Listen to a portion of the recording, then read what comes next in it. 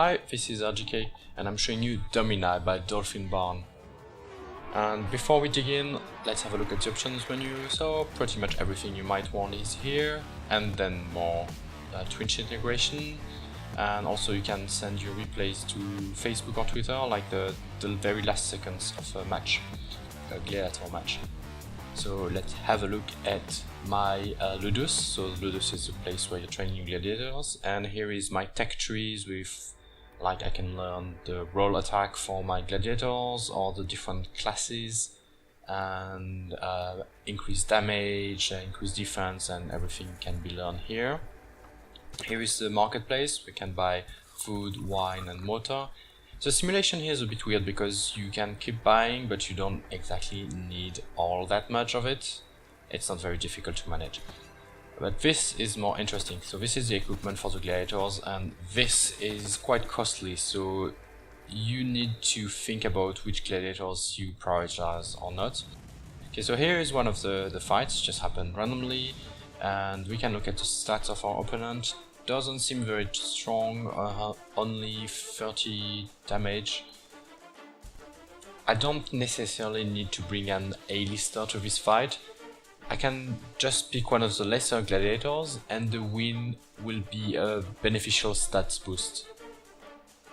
You need to choose carefully who to send, and you can decide whether you control the gladiator or you let the AI do it. When you start the game, the AI does it, so one of the first things to upgrade in this deck tree is taking control yourself. So here I'm taking control, I'm on the left. I can roll, I can parry, but I don't have a shield. Oh, that was very fast, so yeah, indeed the other guy wasn't very strong. Some of the fights are really difficult, and some are very simple, like this one. It can last from a few seconds to like 20-30 seconds, not really more, it's very short. So the combat is quite simple. I mean, you can roll, you can parry, you can throw your weapons, but usually it's just about bashing the enemy's skull faster than you can do yours, and sometimes you parry or roll. So now with the money I got, I can upgrade a few other things. So the problem if you lose a fight is you can lose the life of your gladiator and you don't earn any money. So lose, you don't get anything by losing, or you can just, but sometimes the opponent is so strong that you would rather decline than lose a good gladiator, or you just send like one that is completely upgraded and you don't care about. Because losing a strong gladiator can be a real problem. I mean, both emotionally, because you get attached, but also, well, let's say for the end game, you better have strong gladiators. So the game is a mix of randomness and like some designed fights that have been pre-chosen, and I think it mixes very, very well, because then there is a very good replayability, and also you know where you're going, but a lot of different things can happen on the way, like the fights you're gonna face, and suddenly you're gonna get a team wipe that just gonna make you want to rage quit, or sometimes everything is going according to plan, and just different experiences. So here are some additional powers that you can add to the gladiators, like increased damage or faster training speed and so on. So just short, just individual buffs. So this is like part of the story mode.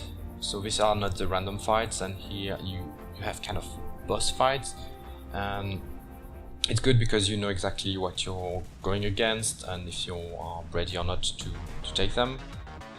And you can find different ways to upgrade your gladiators, from these story fights to the random fights to some not story fights that you can still choose. I'll show that later. Okay, so now for this fight, I'm picking my my best ones. We don't want to lose any of them, so I hope this goes well. 3 versus 1, because it's kind of a boss fight. But some of the boss fights are like behemoths, like gigantic men. Alright, let's go for it. So far so good, because it's 3 versus 1, he hasn't killed anyone yet. We got him. I mean, if this was going to be a difficult fight, I would have not chosen it yet, because I had some agency in this. So yeah, the fights are really quick, so some people are gonna be disappointed in the controlling the gladiators. It's because it's fairly simple, it's not very subtle. Same for the simulation of the training. Like here, I'm just like sometimes giving them coin and wine, and they're just happy with that. They can get angry if they're hurt and they're not healed, but it's not very difficult to actually maintain the place and keep everyone happy. So the simulation is not so hard, the combats are not so hard, so it's very streamlined experience, a bit superficial, but actually everything merges together to give a more meaningful and deep experience. So actually it works quite well. I really enjoyed myself playing this. Yeah, so this is a combat with I can choose to have a combat here, but I don't always know what I'm going to face, if they are strong or not. So this is like a difficult decision. So here I think they are not too strong, so I can afford to send some of my lesser gladiators to gain experience. And I'm sending some slaves that don't have any weapon at all, and I'm hoping that they'll pick the weapons during the fight, whether from dead bodies or from the audience throwing weapons sometimes. So yeah, hopefully it will make them men, and then they'll be worthy of being gladiators in my Ludus. There is something that is lacking in the training area, is that you cannot have an overview to quickly see who is injured or not and to upgrade everything at the same time. But it's just a minor complaint. Alright, let's go. Okay, this might be a bit dangerous. I'm having a bad feeling about this. Okay, go! Oh, the frame rate is tanking. This is one of my problems, my biggest gripes with the game. Whenever there are too many gladiators in the arena, the game can really lag. Okay, so this is a mini game. Press mouse left and right button as quickly as possible to save their life, and you really want to save their life. You don't want them to die after all you invested. So the frame rate tanking, the developer is looking into that, because actually I think it's one developer doing the kick-ass music and everything else in the game. I'm not exactly sure, but I think it's only one. I'll try to find out, but yeah. And so he's looking into this, and he already fixed a lot of things that people didn't like there was no save at first, and one run can go from half an hour to 2 or 3 hours. And he finally added the save and fixed a few bugs here and there, so the dev is really doing good. He didn't just like release the game and just forgot about like the bugs or design decisions that people did not get behind. So yeah, good job.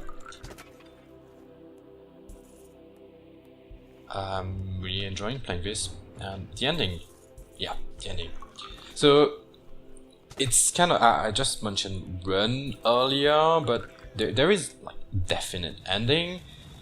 It's actually quite surprising, so I don't want to spoil it too much, because when you reach the ending, you're like, wow, and then you want to launch the game again and do things differently to try to deal with the ending a bit better. So I think this was very well done, and yeah, I keep wanting to go back in this game. I mean, sometimes I get my whole team slaughtered, I rage quit, and then I just want to go back and try again, because even though, you know, as I mentioned earlier, the simulation is a bit superficial, the combats are a bit crude and simple, but it all works together so well. And the difficulty is not in the end in managing the gladiators themselves, which perhaps would have been boring in the long run. The difficulty is actually in the decisions, and that's what matters, you know, like deciding who to send to a fight or who not to send, how to train them like meaningfully by deciding which fights to actually engage in or not.